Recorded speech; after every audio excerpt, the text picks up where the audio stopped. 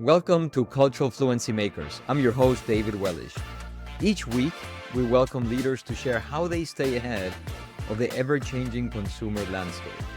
With today's cultural transformation, top brands need to understand diverse consumer segments from Gen Z, Hispanic, and LGBTQ+, to gamers, wine enthusiasts, and basketball fanatics in Iowa. Their marketing strategies require them to keep the pulse on their consumers, but also their brand in the category to continue to grow revenue for the long term. Cultural Fluency Makers is sponsored by Collage Group, the only cultural intelligence engine that provides brand and consumer insights on the why that drives consumer behavior and purchase decisions. Let's get started. I've been looking forward to this episode for a while and know that this will be a dynamic and insightful conversation. Today's guest has spent decades at the unique crossroads of arts and science, building a career defined by curiosity, adaptability, and a passion for storytelling. His journey has taken him across industries spanning B2B technology, blue chip consumer brands, and service providers, always with a focus on uncovering the deeper trends and innovations and motivations that drive people and business forward. With expertise that bridges data, marketing, and strategy, he has helped organizations unlock growth through advanced analytics, robust data models, and measurement solutions that transform decision making, a very popular field these days. But what really sets him apart is his belief that collaboration and mentorship are essential as innovation. And for him, success is not just about numbers, it's about elevating the people around him and creating a culture where data empowers creativity and progress.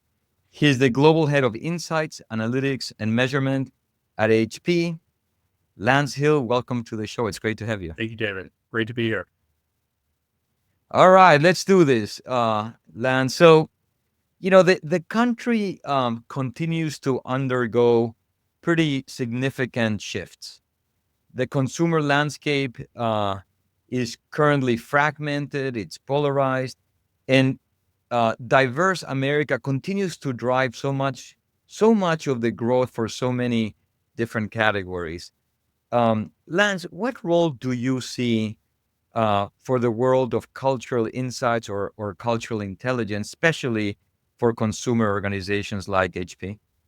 Yeah, I think that it's becoming more critical than ever. I can tell you by the number of emails and meetings I'm in every day, that the rate of change really necessitates what we do. And we at HP are both a consumer brand as well as a commercial brand, and we have those two sides of our business, but those two sides are really brought together by one vision.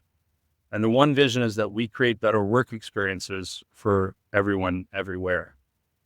And so therefore the job of insights is to understand what those work relationships really look like, understand the work experience, and be able to break that down. So it's a really fascinating time. The importance of work can't be understated. When you think about how much time we spend, more than 2/3 of our waking hours working, that is a culture that influences us greatly. Your relationship with work, especially if it's bad, can have mental impact, can have physical impacts on you. And right now we are seeing so much change. If you just think back for the last 5.5 years, 5.5 years ago, it was all about going to the office, and office culture was built by, we have free lunch and we have slides in the lobby and look at this great new building and we have all these great things. But at the end of the day, then just a few months later, we're all working from home. And we worked from home for 2 years. And during those 2 years, we reprioritize our lives. We work differently. We collaborate differently. We think about productivity differently. And then we start going back and hybrid starts to emerge. And then now today we have return to office policies that are disrupting everything again. So the rate of change of the culture of work has been absolutely astronomical. And unfortunately, it's not leading to a good place. We do what's called a work relationship index, and we do it every year. 14 countries, 15, 16,000 respondents. And what we're finding is that, and we're not alone in this, is that work's not working right now. Hmm. And only 20% of workers today have a healthy relationship with work. They're looking at leaving. We hear about quiet quitting, quiet cracking, and everyone's sort of going through that. And I think that there's a lot of reports out there on that right now. But that's really the job that Insights plays at HP, is understanding what does make for a good work relationship. How can technology help that? And I think it's a piece that's often left out of the conversation when companies talk about this, is they go right to the HR department and go, hey, our employees are unhappy. What are you going to do? And they don't look at the IT manager and say, what can you do to make work better and to make the work-life balance and all those things better? So that's what we study. And yeah, it's absolutely critical. And again, it's not just a B2B thing, it's a B2C thing. New generations are emerging into the workforce, Gen Z, Gen Z, depending on your nationality, on how you say it. Over 50% have a side hustle. So even their work relationship is very, very different. They have multiple jobs, right? So the dynamic of work is changing very rapidly. So interesting, Lance. You guys sell products, right? You sell products, and yet you are deeply understanding work, which feels to me really cultural, It right? Like is. how people and consumers and executives relate to work um, is absolutely such a huge part of culture, because we spend so much time at work. How does that relate to the business for you guys, for HP? In many ways. You sort of start by, how do you make the technology better? What does the technology do for you? And that essentially creates a jobs to be done framework that we utilize. We built models around exactly what are the things that contribute to good work relationships and what contributes to bad ones. And by understanding that, we know where we can come in and help. Secondly, then, in sort of building trust and building meaningful connections with people, be it a person who is a freelancer, an IT professional, no matter who it is, really understanding what can you do to make for a better work experience builds trust. And trust is critical for all brands. And in the B2B side, what really becomes powerful is to shift traditional selling to education and influence, because education, it gets a bad rap, right?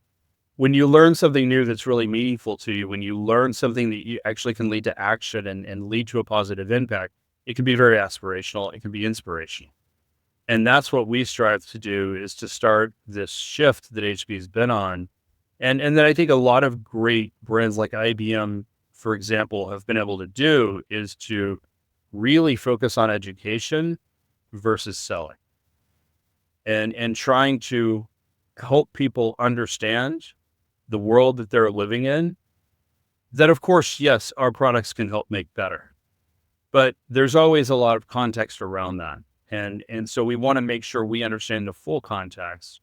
One that I think helps us take credit from overpromising on things, but say it's always, interrelated things that can sort of make for these problems or can make for these great relationships with work. So that's what we want to make sure we're really understanding and doing.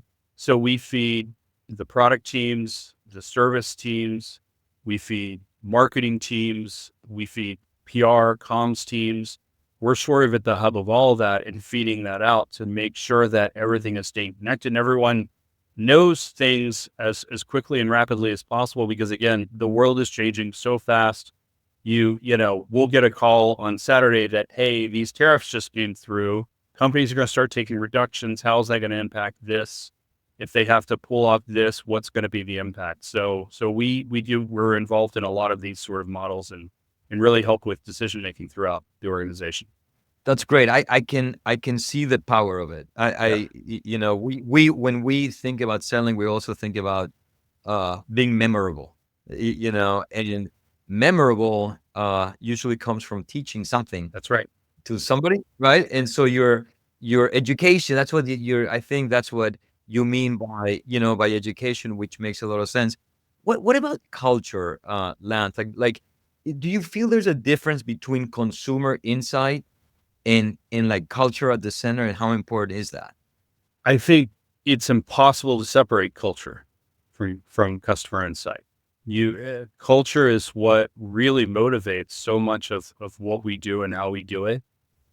And very few decisions. There are certainly some that culture may not impact, but by and far the largest, culture absolutely impacts. And we study again work cultures. We also study even within that. If you take some of our sub targets, you know, understanding the culture of the IT department, that is a culture we have to Yeah. understand. They are influenced not only by each other, they're influenced by their peers.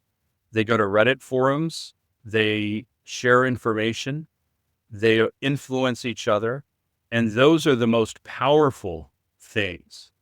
Having one of your peers tell you, I do this for these reasons, and here is sort of what's worked for us. And more importantly, sharing your failures are absolutely critical.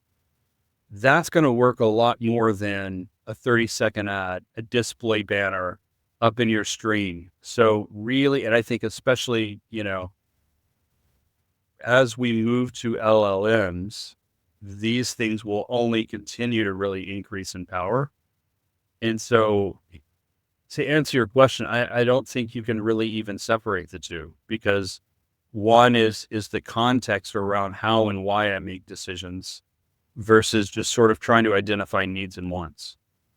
It is really important, right? Because what we say is that it's deep, right? It's the underlying motivations, as you say.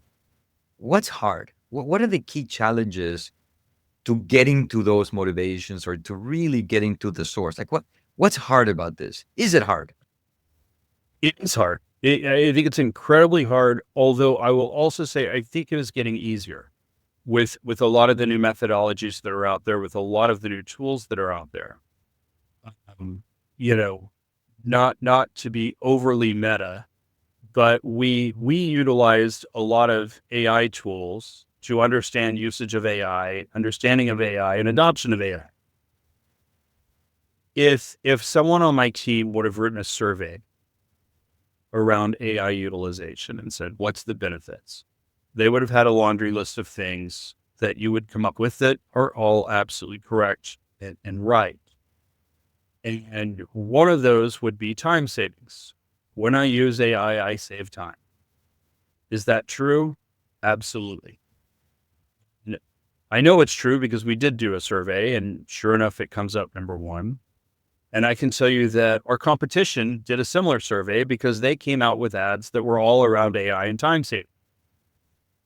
But when you used AI scraping to, I would say, it's really full capabilities, what you found is that, yes, the most common conversation was time savings, but it didn't stop there. It was, I save time so that I can do things that are more meaningful. I'm summarizing. But the ability to remove the mundane parts of my job and replace them with meaningful things is where the real benefit of AI is.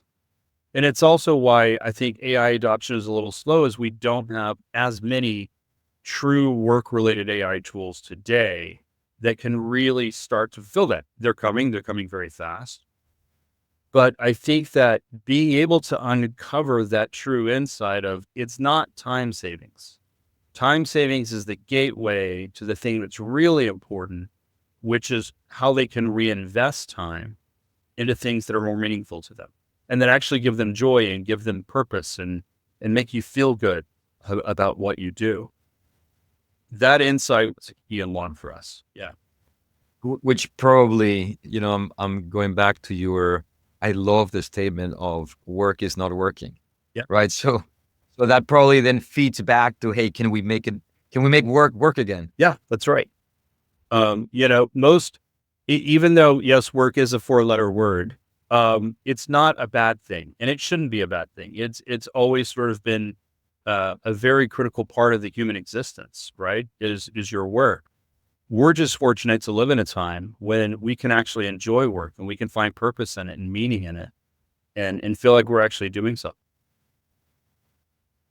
So it's always hard to eliminate your biases, to go those extra few steps. And in our case now, we're oftentimes using AI at the very beginning as almost sort of a step zero to ensure that we're really looking at things with a broader context and understanding the real conversation versus assuming and sort of shortcutting that conversation that oftentimes can miss the really meaty and more important part.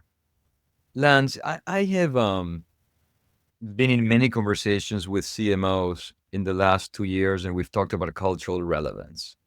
And when I've asked the question, how important is it to be culturally relevant to win consumers' hearts and minds? That the answer is always, oh my gosh, it's crucial. It's at the center. How do you define cultural relevance? At Collage, we call it, we say it as cultural fluent. It's our term, and we can talk more about that. But how do you define cultural relevance, and how does a brand become it? Uh, that's a great question, David. I think that one, I would describe it very similar. Cultural fluency not only means you understand, but you understand the why. You can speak, fluency, you can speak the language. You understand it very well. And especially, I would say while it's always important in the B2B space, it's an absolute must.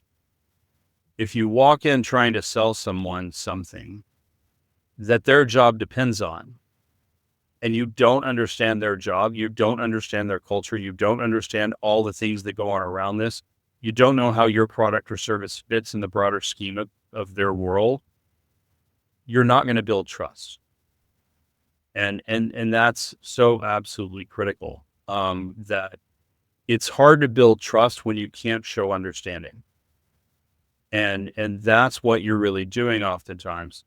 How we measure it is again always through context. I mean, we've got traditional surveys. Obviously, we do this, but we also do a lot of tracking, reputation tracking, and things like that to make sure that we're in the right conversations, that we're part of those conversations.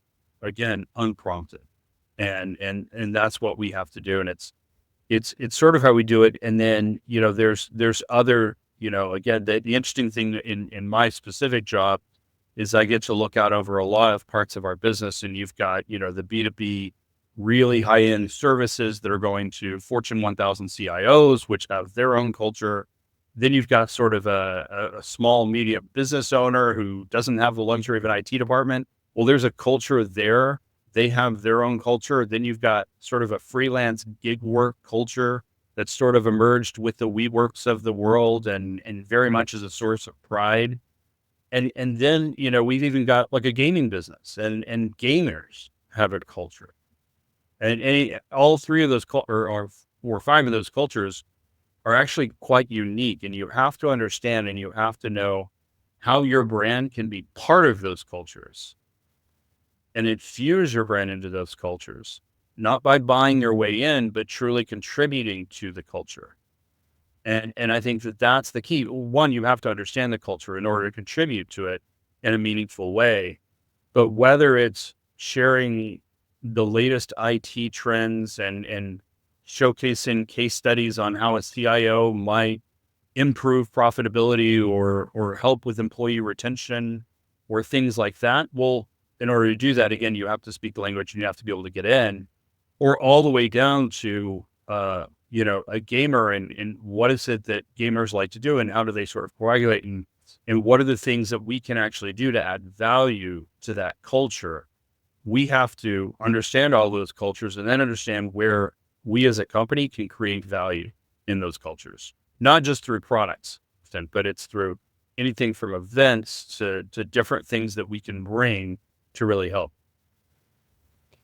Lance, I mean, this is, by the way, so eloquently said. And you're talking about insights, you're talking about understanding, which in most cases begin with data, right? And you write, and data is then translated into stories and context and so forth.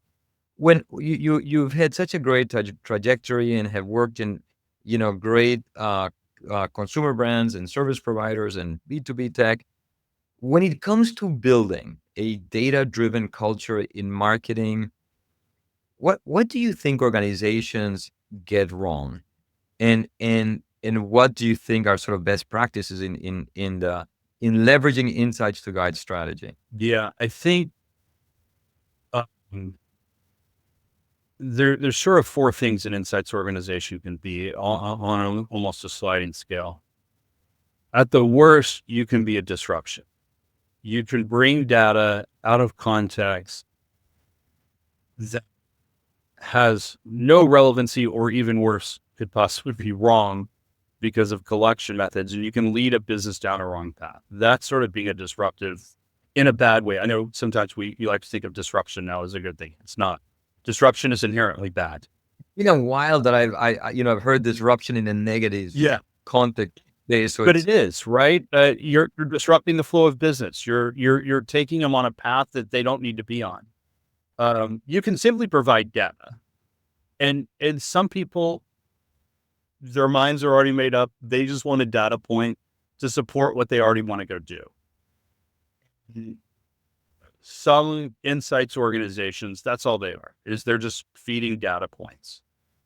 But to really provide insights, you have to be able to connect dots and package those in a way that is memorable, in a way that matters.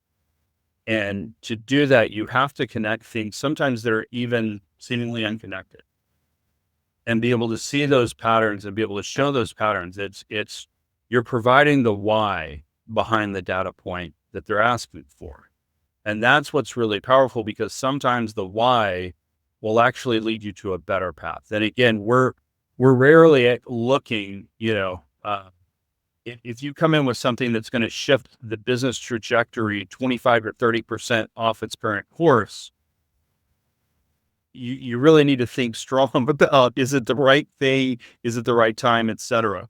What we're trying to do is to correct that, within 5% either way, with insights that say, hey, here's the why. And yes, this will work, but maybe something over here will work just a little bit better.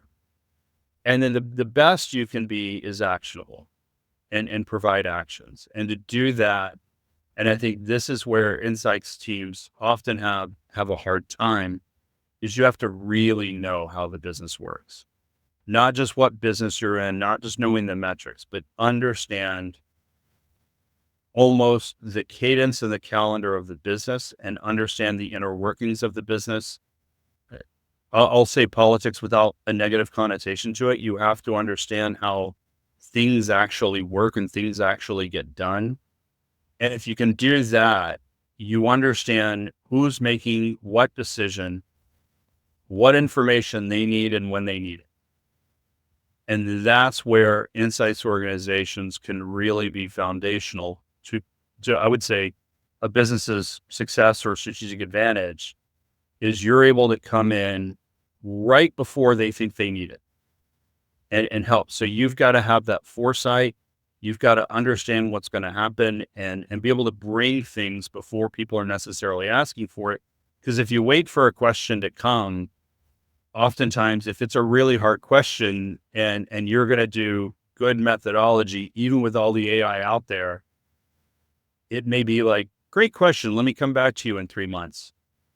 By then, you've got 2 pilots launched already. They're not going to wait for you. So you've got to be predictive in terms of what's going to happen, which means having your ear to the business and really knowing what's going on, but then understanding how it works, and also understanding what's valuable to people, again, and when. I've worked in multiple categories, and I've seen insights people at times show up with something and you go, well, this is great, but I'm in the middle of this and I don't know what to do with this right now. So having, people talk so much about having empathy for our customers. And if I go to an insights conference, I hear that over and over and over and over.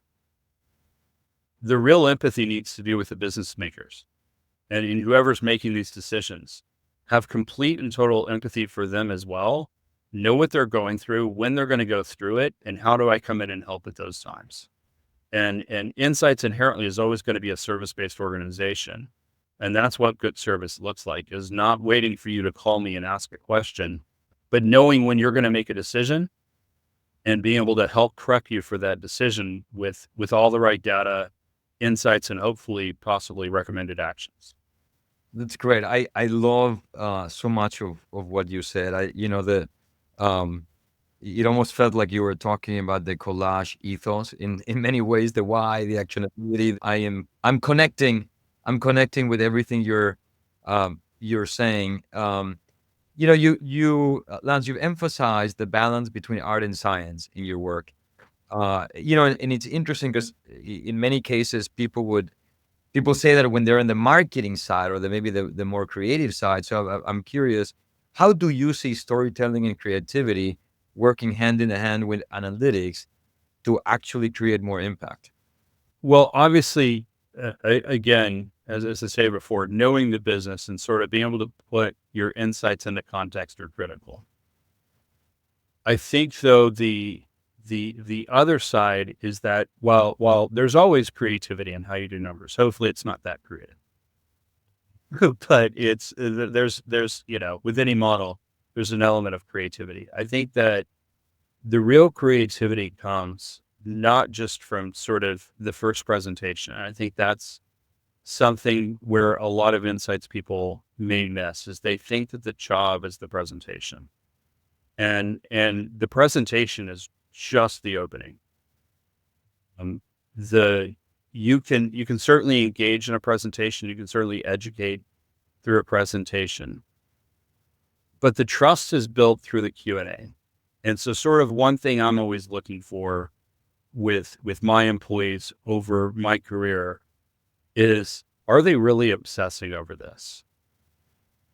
And you can tell when someone is obsessing over a topic, because you will, in a good way, go down the rabbit holes and you will learn everything you can and you'll get all the context and you will broaden your perspective on this thing as much as you possibly can.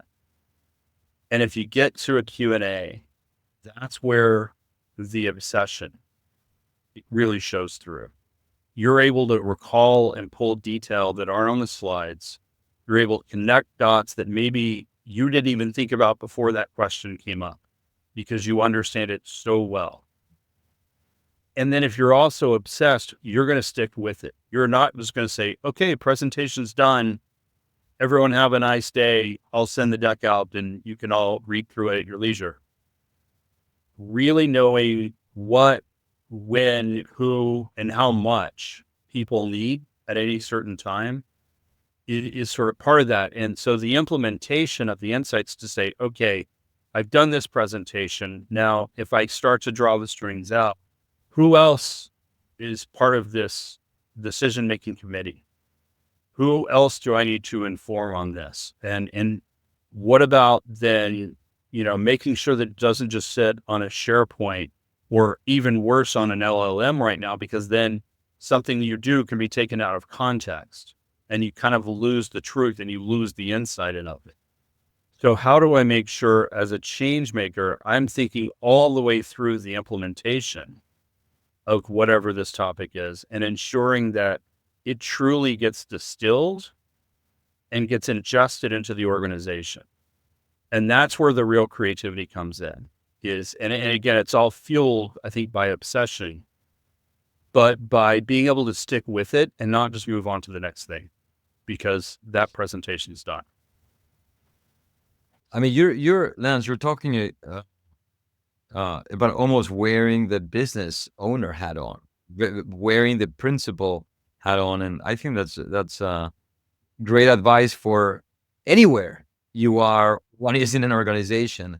So obviously as an entrepreneur, I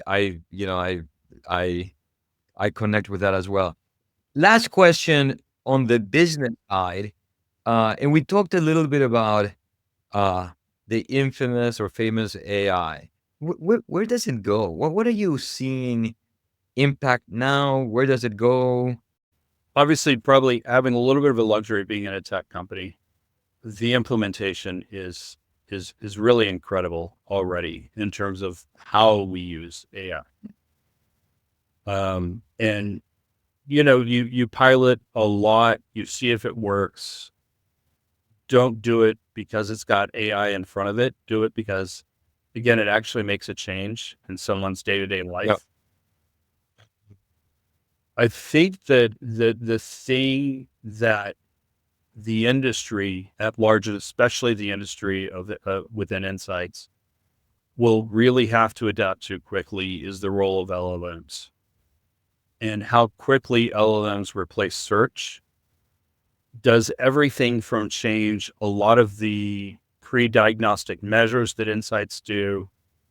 You will quickly see, I think, businesses start to talk about marketing to AI and marketing to LLMs. Now, not saying we're going to go to OpenAI and say, hey, please make sure we're in your recommendations, but Yeah. understanding how the LLMs work really, Yeah. really well to understand then how you show up better. Because when we get to trust and, for us, when you have, especially when you have products that have really long buying cycles, trust becomes absolutely critical and preference really starts to weigh in. If it's a day-to-day fast moving consumer good, preference, you're really trying more for consideration just to make sure you're in there. But for us, preference, and I mean by that first choice preference, which doesn't always equate to loyalty, but oftentimes does, is our key metric. It's the thing we know matters the most. First choice preference is going to be radically disrupted by LLMs. Because when I'm now trusting that AI knows more than I do, and I'm not asking it to give me a whole bunch of information, I'm asking it to actually make an informed decision. And I'm going to listen to that. It's not going to pull from paid media. It's not going to pull from paid influencers. It's not going to pull from any of these things. It's going to pay from what it sees to be the truth out there. Yeah. And how you show up there, how you ensure that you're putting your best foot forward, how you track these things, because you've got to be able to predict business metrics. Understanding that, I think, is the next frontier of what a lot of us are doing right now. Where I'll tell you, I probably spend more time on that question because it's unanswerable today, but we know we've got to answer it quickly. So we're spending a lot of time really thinking through that. That is fascinating, and you're right. The LLM models become the arbiter, They do. and so how do you feed that? How do you Yeah. feed the arbiter? And it's funny. I can tell you, I probably have over the last 3 months forged the closest relationship with comms PR department than I've ever had in my career. And it's all because of that. Their role is going to radically change within the next year because they're going to be the ones responsible for making sure that the brand shows up well in truly earned media, not Yeah. just the paid amount. Fascinating. So, Lance, this is great. Just a couple of questions, really more to learn about you. And so, a couple of rapid fire ones. What motivates you? What inspires you? What motivates me? Learning new things every day is I love figuring new things out, solving puzzles. Even in my spare time, I love puzzles of any kind. It's the first thing I do with my coffee before I even jump in. It's sort of my little my way of getting the brain going before I start reading email. Is do some sort of puzzle of some sort, and I lots of things on my phone that I'll do on the phone on the plane. I have little books. So any sort of puzzle I love. Um, but what inspires me is I think I was kind of one of those destined for a service-based job because I like helping people. It really is. I love being able to go in and someone struggling with a decision or someone struggling with some sort of action and being able to help. That's the big inspiration. No matter who it is or what level they are, that's always the hope. Fantastic. This is a fun one. If you could travel back in time and give your 20-year-old self advice, what would it be? What would you say? This is all the young people seeking career professional wisdom. What would you tell yourself? Don't stress about the job levels as early. Don't stress about air quote great as early, because I think you have a wrong perspective on what growth is. To me, getting broad knowledge quickly was way more valuable than getting depth of knowledge in a particular area. You don't know at that time what you're going to be doing, what's going to be valuable in the future, what you're really good at, what your future self wants to do. So if you can continue to broaden your knowledge, and it's what I tell, I make sure I give, a few hours at the beginning, a few hours at the end of each one of our interns across the globe. And it's sort of, I always give that advice of go broad before you go deep, because you don't know what you don't know. I give that one. And then I got a great piece of advice from even my current boss, actually, even though this was many, many years, many jobs ago, Antonio Lucio, who's, an icon in our interests. And Antonio told me a very, very, very long time ago, there's only two things that matter. And that is how you spend the minutes of your day and who you spend them with. Don't worry about the money. Don't worry about the job title. Don't worry about anything else. There is an equation that you have to figure out for yourself. How you spend the minutes of those days, what the job description really, really is, not what's on the paper, not what's on the offer, how you really going to spend the minutes of your day and who you're going to spend those minutes with. And if you can get that equation to always be in the positive, you'll always be happy. The money will come, career progression will come. Focus on your happiness, because again, and it's funny that he was talking about this, and now 20 some odd years later, I lead a giant study that really goes into this, because if you're unhappy with your job, you're not going to do a good job. You're not going to be happy in life. Fill your job with as much happiness as you can, and everything else will follow. Super wise. And as the last question of the session, what do you do for fun outside of work, outside of puzzles? Well, I'm father of two girls, so a lot of time with them. They both take a lot, which is absolutely great. What free time I do have, I do love to golf. So I try and make it out as much as I can, which isn't very much these days, but, being outside with friends, doing something that requires you to focus, that's always a great thing to go do. Lance, I really appreciate your time and indulging us and our audience with all your wisdom and great trajectory. So it's been a huge pleasure hosting you. Thank you very much. Thank you, David. My pleasure. This has been another exciting episode of Cultural Fluency Makers. See you in the next one. That's a wrap on another episode of Cultural Fluency Makers. Thank you for joining us. Please share your comments and what you would like to hear more about. Be as specific as possible. For show notes and more, please visit culturalfluencymakers.com. This show is proudly sponsored by Collage Group, unleashing the power of cultural intelligence to fuel brand growth. Please follow Collage Group on LinkedIn, and we will see you next week.